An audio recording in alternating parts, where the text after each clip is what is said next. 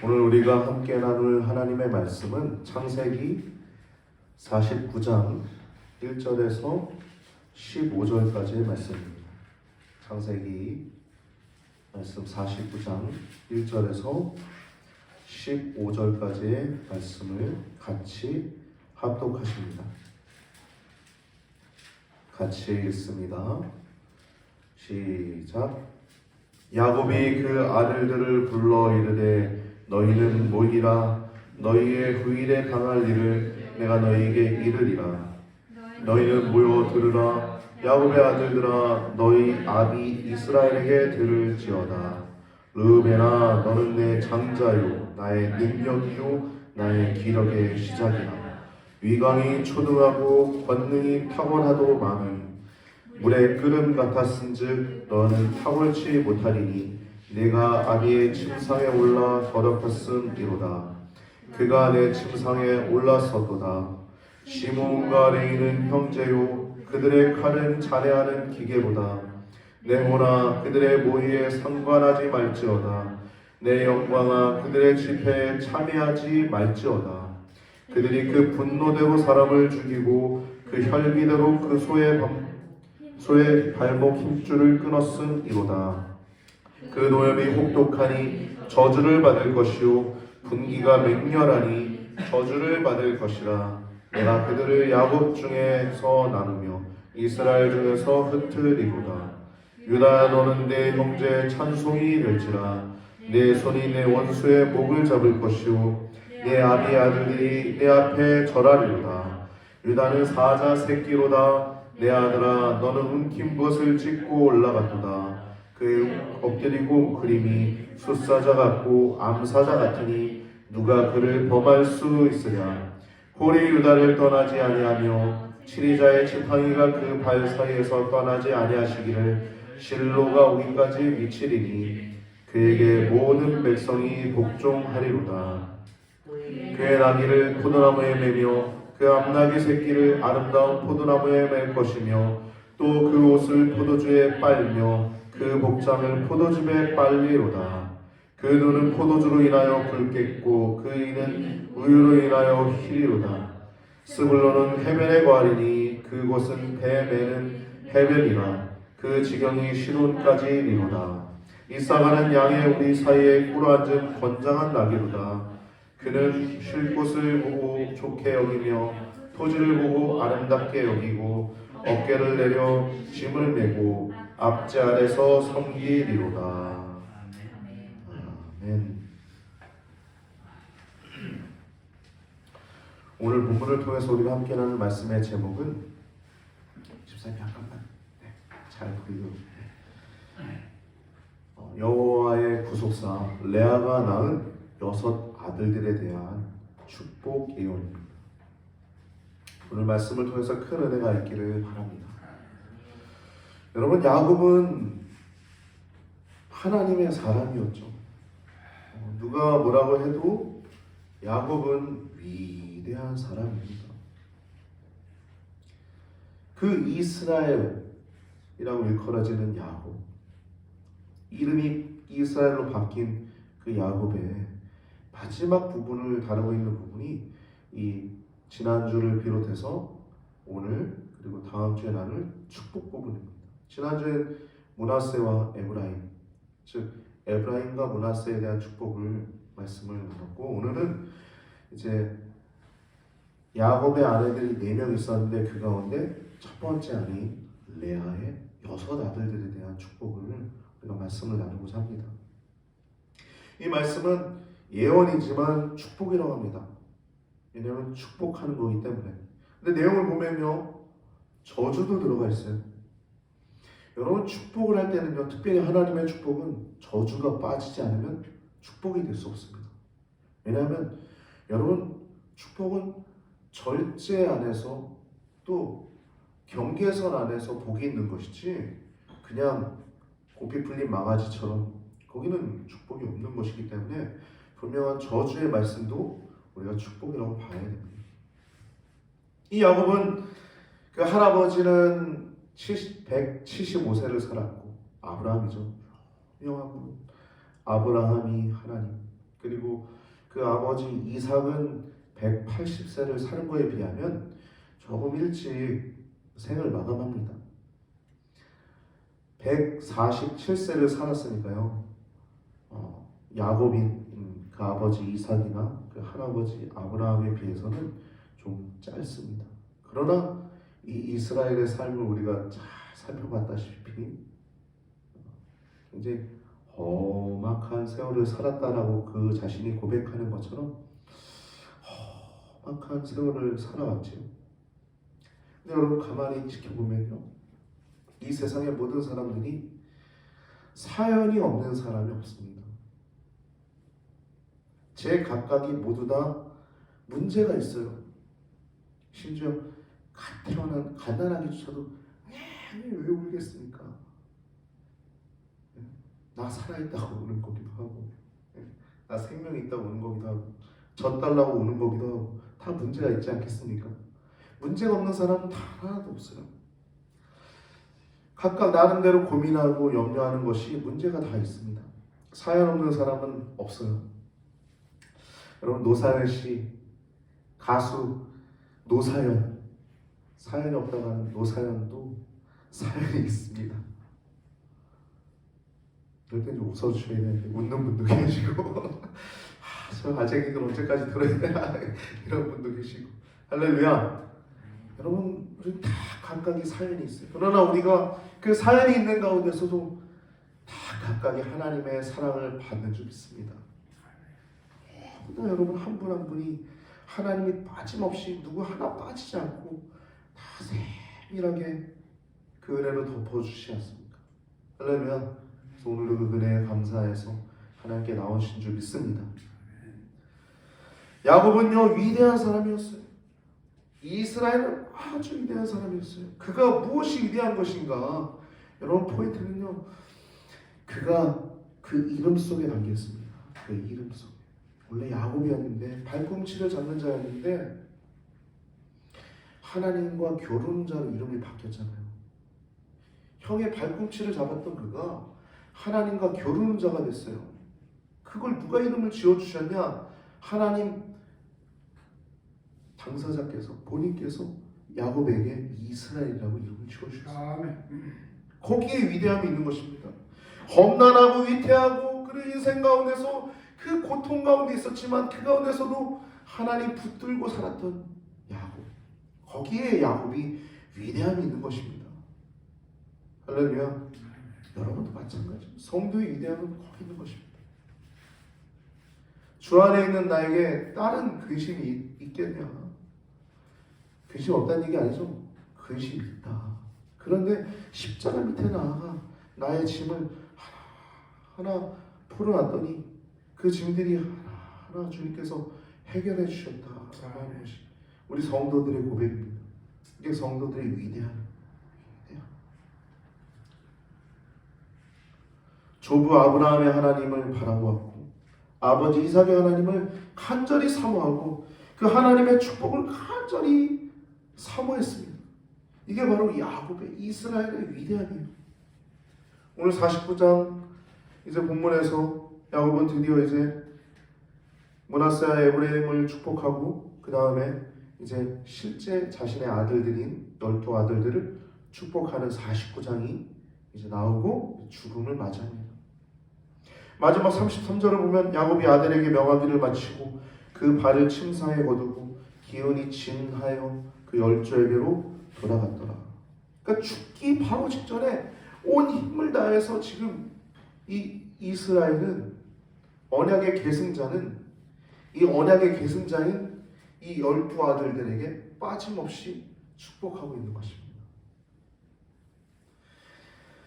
자신의 마지막 임무를 최선을 다하는 모습을 볼 수 있죠.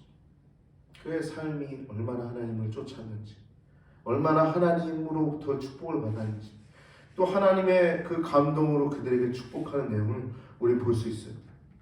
1절 보면은 야곱이 그 아들들을 불러서 이르되 너희는 모이라. 너희의 후일에 당할 일을 내가 너희에게 이르리라.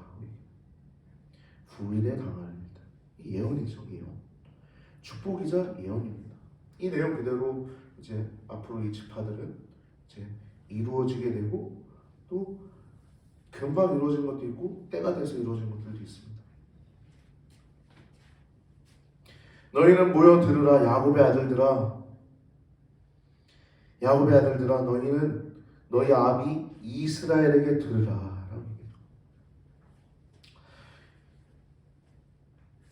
이 야곱이라고 하는 단어로 자기를 얘기하고 또 이스라엘이라고 하는 이름으로 얘기한다는 것은 참 많은 의미가 있어요.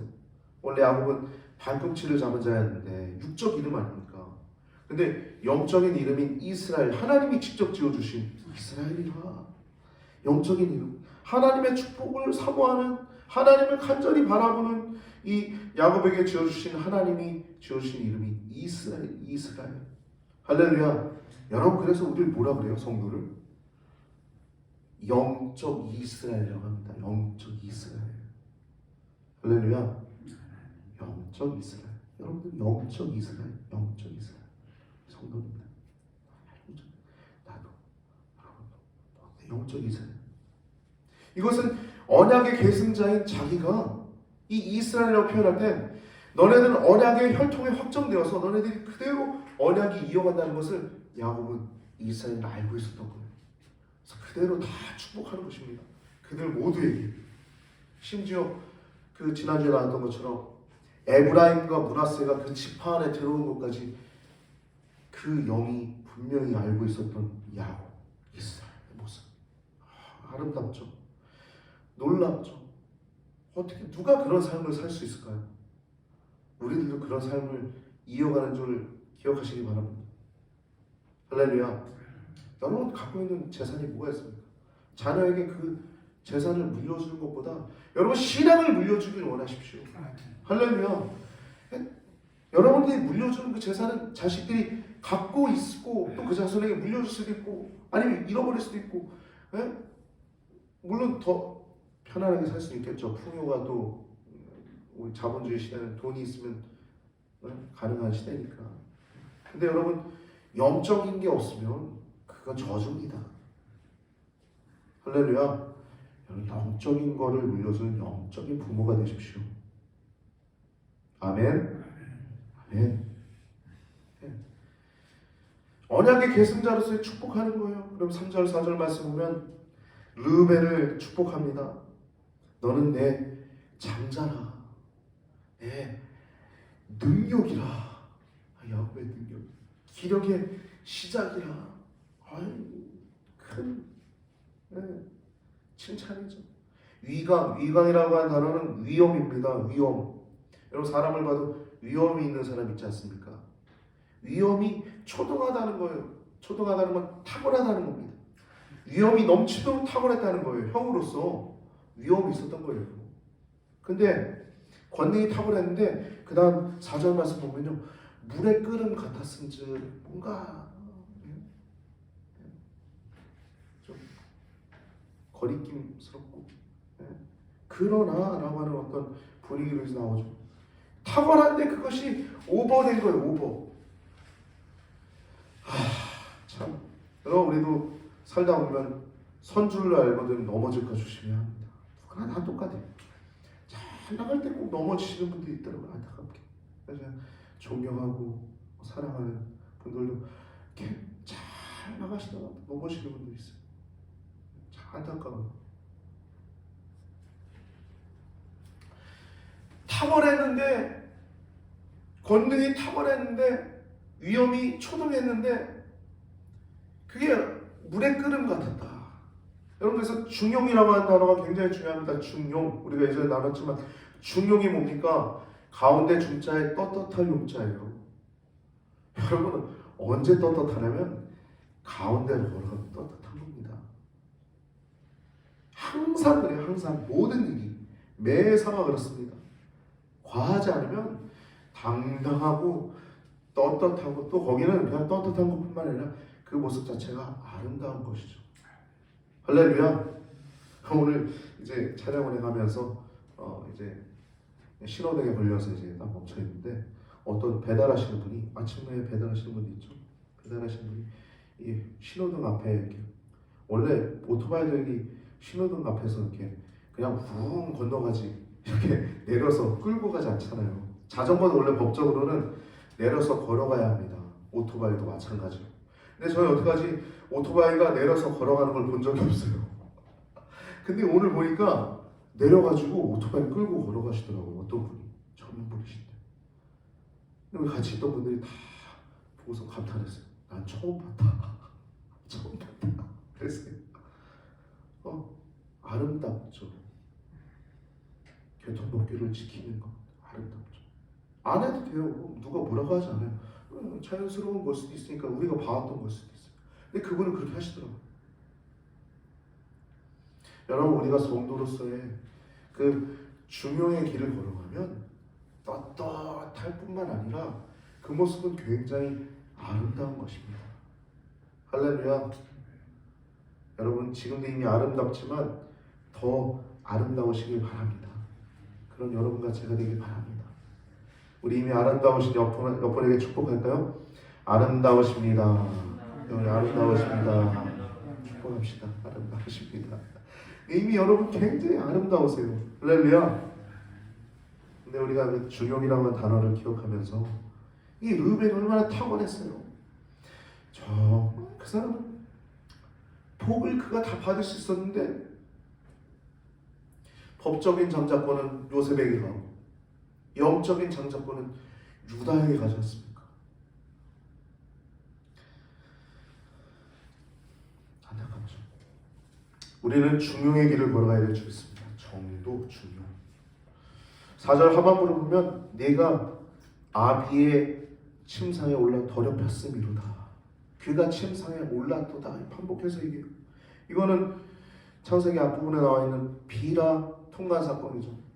라헬의 여종인 빌하가 낳은 그 단과 납달리 5째 아들, 6째 아들의 어머니인 이 비라를 통관한 사건을 얘기를 하는 것입니다. 이 야곱이 지금 르우벤의 그 폐륜적인 범죄 행위를 지금 많은 자손들 앞에서 고발하고 있는 거예요. 주체할 수 없는 그 분노를 나타내고 있는 것입니다. 네, 여러분, 이것도 축복의 하나입니다. 할렐루야. 여러분, 옛날에 그 영국 감리교회 생길 때 존 웨슬리 선생님, 영국 감리교회 생길 때 교회가 그냥 생기지 않았어요. 임박한 진노로부터 피하고 싶은 소원이 있고 죄로부터 구원받고 싶은 소원이 있는 자가 교회에 들어올 수 있었어요. 그 소원이 없는 것을 발견했을 때 제 멋대로 살아가고자 하는 방탕한 삶을 발견했을 때 교회에서 쫓겨났습니다. 그리고 축복은요, 반드시 저주와 함께 있습니다. 잘못된 것에 대해서는 아니라고 얘기를 해줘야 돼요. 거기에 복이 있는 겁니다. 교회는 더 거룩해져야 합니다. 할렐루야.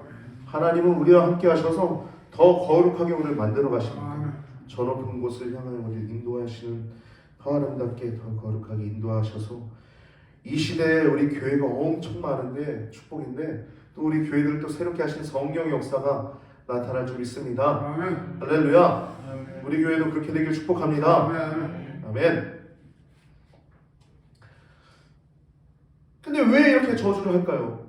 이후에도 이제 시몬과 레이도 이제 똑같은 내용들이 나오는데 왜 그럴까요? 이렇게 생각하면 돼요. 여러분, 모세가 나중에 그리심산에서 축복하고 에발산에서 저주를 외치라고 하잖아요. 6지파는 축복하고 그리심산에 올라가서 6지파는 에발산에 올라가서 저주를 선포하라고 하잖아요. 저주는요, 그냥 저주가 아닙니다. 저주도 같이 있어야 축복이 있는 것입니다. 이게 같은 맥락인 거예요. 축복은 복된 길을 걸어갈 때 축복인 거예요. 내가 원하는 내 임의대로 걸어가는 게 아니라 하나님의 뜻대로 살아갈 때 그 복된 길을 걸어갈 때 축복인 거예요. 5절부터 7절을 보면 시몬과 레이가 이제 얘기를 합니다. 시몬과 레이에 대해서 같은 축복을 해요. 이거 나눠지지 않았어요. 왜냐하면 그들이 같이 범죄를 저질렀기 때문이에요. 르우벤과 같은 맥락에서 축복하고 있는 것입니다.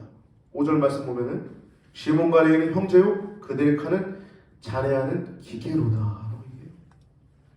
잔해하는 기계로다. 이 디나 강간 사건으로 인해서 물론 그들의 누이를 강간한 사건에서 굉장히 화가 나고 분통이 터진 내용이었지만 정당한 방법이 아니었기 때문이에요.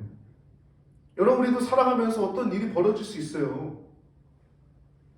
아니, 우리는 다 문제가 없이 살아가는 사람이 없잖아요. 근데 그 문제를 어떻게 해결하느냐가 중요한 겁니다. 문제가 얼마나 큰, 얼마나 작은 그게 아니라 그 문제를 어떻게 우리가 대하느냐가 더 중요한 것입니다.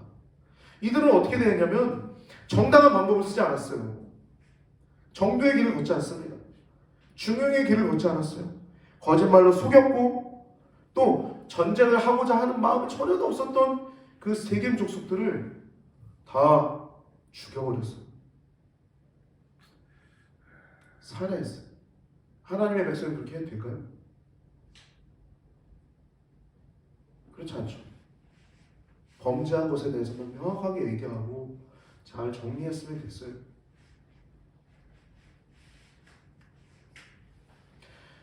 아버지로서 야곱은 얼마나 위기를 느꼈겠습니까?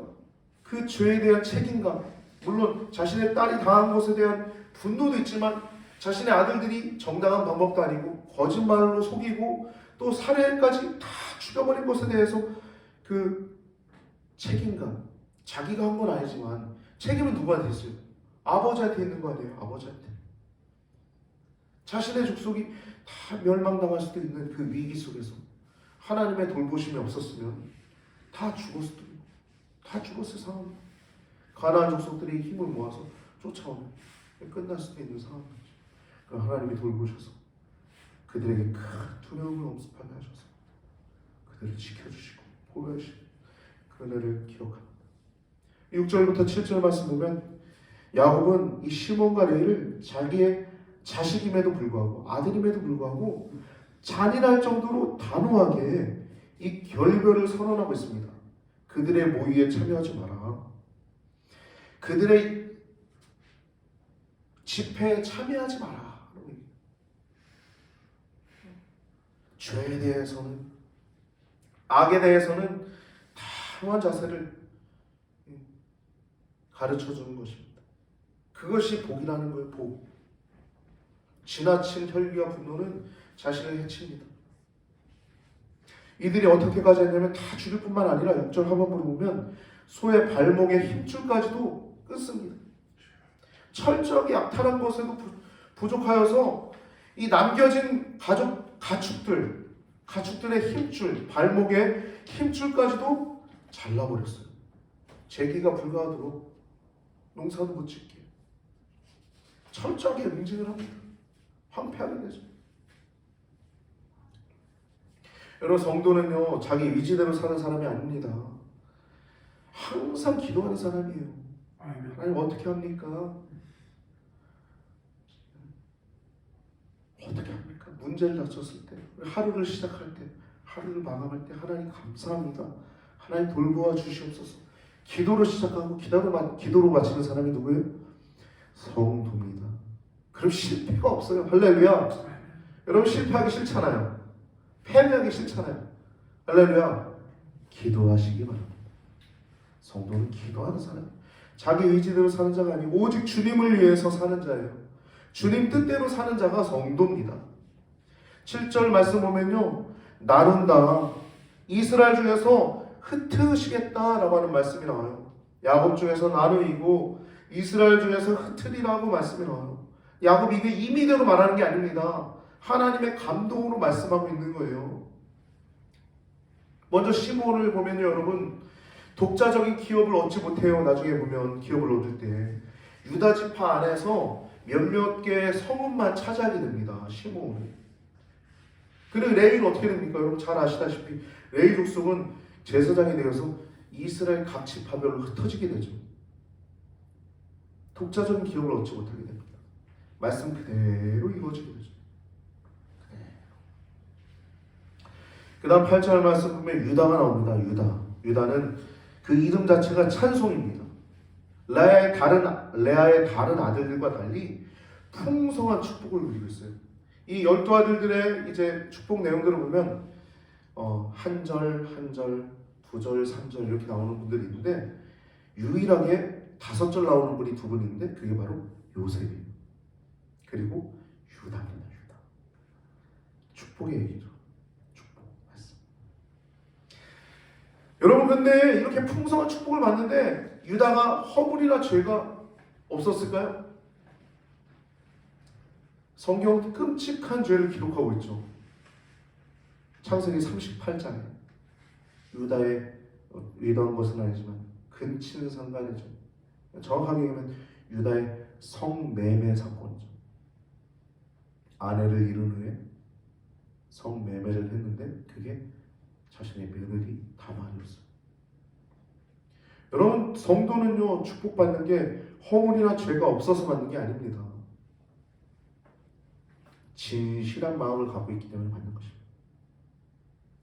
유다는요 진실한 마음을 갖고 있었기 때문에 많은 일들을 하나님이 그를 사용하십니다. 여러분 잘 아시는 요셉을 죽이려고 할 때 요셉을 살리는 데 유다가 또 쓰이죠. 그뿐만 아니라 기근 가운데 베냐민 안 된다 하는데 베냐민을 데리고 갈 수 있도록 자신을 담보하겠다고 할 때 야곱 앞에서 그게 바로 유다였잖아요. 그리고 마지막으로 요셉이 그 정을 억제하지 못하고 울음을 터뜨리게 되는 그 이유가 이 유다의 그 변론. 유다가 지금 변호사였으면 엄청 잘했을 것입니다. 엄청난 변호사. 여러분, 뛰어난 언변가는요 어떠한 특징이 있냐면 진실함이 있는 것입니다. 할렐루야. 진실함은 가장 큰 무기예요. 진실하면요 세상에서도 인정받는 것뿐만 아니라 하나님께 인정받습니다.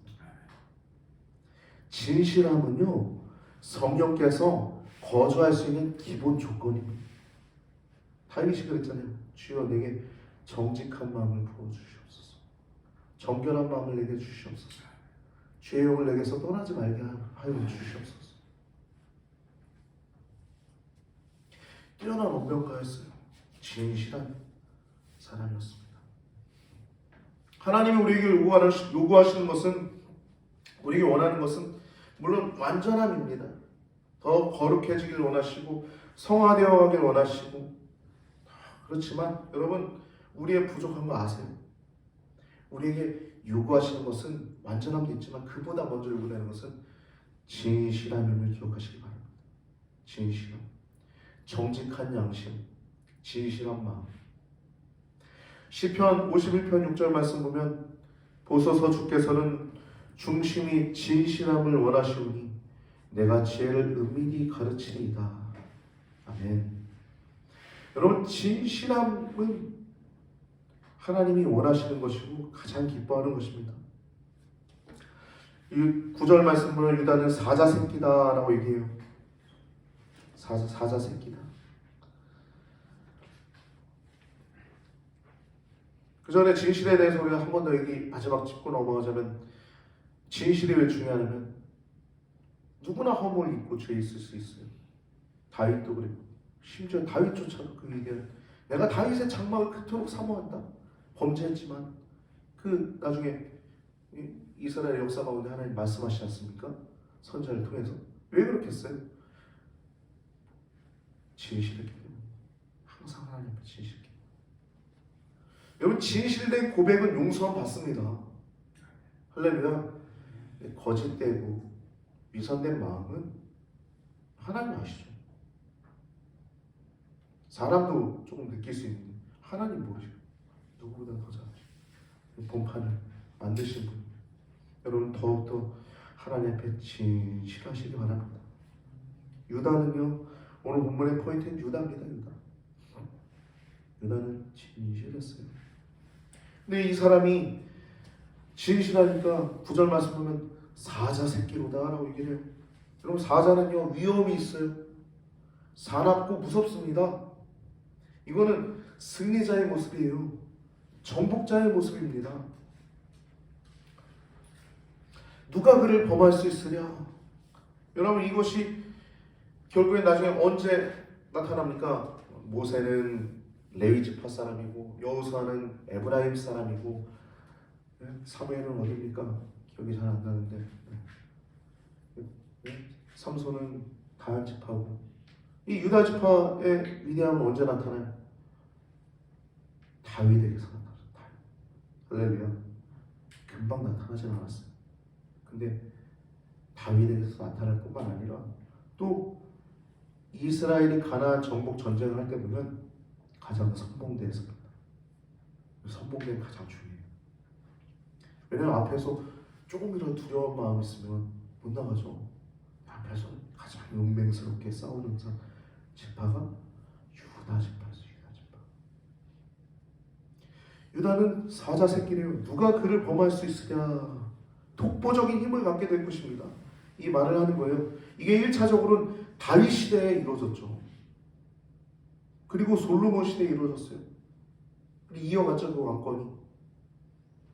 그 궁극적으로는 누구에게서 완성됩니까?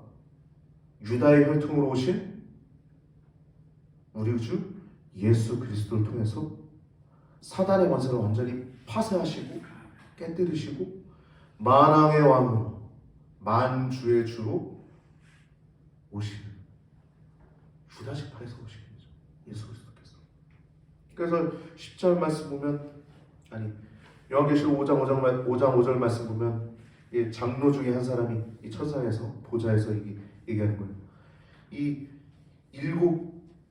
두루마리와 7인을 어떻게 할까 이렇게 막 울고 있는데 사도 요한이 울고 있는데 장로 중에 한 사람이 나타나가지고 얘기를 해요. 울지 마라. 유다 지파의 사자 다윗의 뿌리가 이겼으니 그 두루마리와 그 7인을 떼시리라 하시니라. 여러분 시에서 하나님이 난다는 건 얼마나 큰 축복입니까? 이거는 이루 말할 수 없는 축복이죠. 가히 상상할 수 없죠. 유다가 그랬죠. 다윗이 그랬죠. 여러분 유다의 특징, 다윗의 특징이 뭡니까? 오늘 본문은 여러분 진실함입니다. 진실함 포인트. 할렐루야. 더욱더 우리가 하나님 앞에서 진실하게 통회하는 마음, 애통하는 마음, 가난한 마음, 청결한 마음, 그렇게 팔복, 집사님 기도해 준 것처럼 팔복의 마음이 우리가 이루어지길 바랍니다. 화평하는 자, 긍휼히 여기는 자, 마음이 가난한 자, 애통하는 자, 청결한 자, 천국이 우리 것입니다. 진실함이 기본 바탕입니다. 10절 말씀 보면 홀이 떠나지 아니하며 이게 뭡니까? 왕권이 끊어지지 않는다는 거예요. 실제 그렇죠. 다윗의 왕권이 계속 이어가죠. 결국엔 우리 주 예수 그리스도 영원한 왕권 하나님이 주시게 돼요. 실로가 오기까지, 메시아가 오기까지 예수 그리스도께서 오셔서 성취된 것을 얘기하는 것입니다. 그리고 11절 말씀 보면 그의 나귀를 포도나무에 매며, 여러분 나귀는요 평화를 상징합니다. 나귀는 평화를 상징해요. 샬롬, 평화, 나귀는. 그리고 포도나무는요 부요를 상징합니다. 부요, 풍요로움을 상징해요. 풍요로움. 즉 평화와 풍요가 더불어 주어질 것임을 나타내는 것입니다. 평화와 풍요가 더불어 나타나는데 결국 이것의 성취는, 완전한 성취는 우리 주 예수 그리스도를 통해서 하나님의 나라가 있던 가운데 완전한 평화와 완전한 풍요가 임하게 되죠. 천국이 침노하는 자에게 이루어진 우리가 할렐루야. 요한복음 10장 10절 말씀 보면 성도들이 누리기를 영적인 풍요함을 예수님 말씀하셨죠. 도둑이 오는 것은 도둑질하고 죽이고 멸망시키려는 것뿐이요 내가 온 것은 양으로 생명을 얻게 하고 더 성이 얻게 하려는 것이다 하고 말씀하셨어요. 영적인 풍요 이 유다 지파를 통해서 이어져 오는 것입니다. 그리고 주 예수 그리스도께서 완전히 나타내신 것이죠. 13절 말씀 보면 포도나무에 대한, 그 포도주에 대한, 포도즙에 대한 얘기는 계속 얘기 나오죠. 풍요로울 것이라는 것이죠. 풍요로울 것이죠. 그리고 13절에 보면 스불론에 대한 얘기가 나옵니다. 스불론은 10번째 아들입니다. 실제로는. 근데 레아의 6번째 아들이기 때문에 먼저 나온 거예요. 레아의 아들이기 때문에. 레아가 나중에 경쟁하다가 나중에 그 합한 채를 라헬에게 주고 나서 자식을 얻게 되지 않습니까? 그때 먼저 얻었던 아들의 이름이 스불론이 아니에요. 원래는 이사갈입니다. 그 다음에 나오는 이사갈. 근데 야곱은 지금 그보다 앞서서 축복하고 있는 거예요. 에브라임 보아스처럼. 이 스불론에 대한 축복은 이름에 대한 축복을 합니다. 이름은 이 거하다라는 의미를 갖고 있어요. 스불론은. 즉 그대로 거주지에 대해서 예언을 하고 있는 것입니다. 실제로 이 해변에 거하리니 그 배매는 해변이라 그 지경이 시돈까지니라. 이걸 원어로 보면 그대로 이루어져 있는 것을 우리가 보게 됩니다. 그리고 이사갈은 마지막 6번째, 레아랑은 이제 원래 5번째인데 오늘 본문상으로는 6번째 축복하는 내용입니다. 이 이사갈은요 건장한 나귀로다라고 얘기해요. 양의 우리 사이에 꿀앉은 건장한 나귀로다. 그가 쉴 곳을 보고 좋게 여기며 또 토지를 보고 아름답게 여기고 어깨를 내려 짐을 메고 앞지 아래서 섬기는도다. 이 건장한 나귀는요 육체적으로 힘이 센 지파가 된 것을 얘기하는 것입니다. 성실하고 실제 힘이 있었어요. 그리고 이의 특징은 우직했습니다. 우직했어요. 근데 여러분 여기 이것이 낙천적이고 순종적이기 때문에 나중에 형제들의 노예가 되었다는 말이에요. 말씀 보면 어깨를 내려 짐을 메고 앞지 아래서 섬기리로다 라고 말씀이 나오지 않습니까? 이 진취적이지 못했던 이 이사갈의 모습을 우리가 알 수 있어요. 우리가 성실해야 하지만 여러분 진취적인 성품을 가지시기 바랍니다. 이사갈은 그렇지 못해가지고 이 형제들의 압제 가운데 있는 것을 보게 돼요.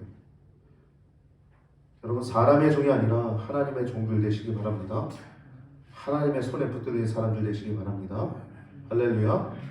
오늘 본문을 통해서 우리가 이제 여러분들 이제 6분의 이제 지파가 형성되는 이스라엘의 아들들에 대해서 우리가 축복을 말씀을 나눴는데 이 말씀을 통해서 우리가 기억해야 될 것은 2가지 단어입니다.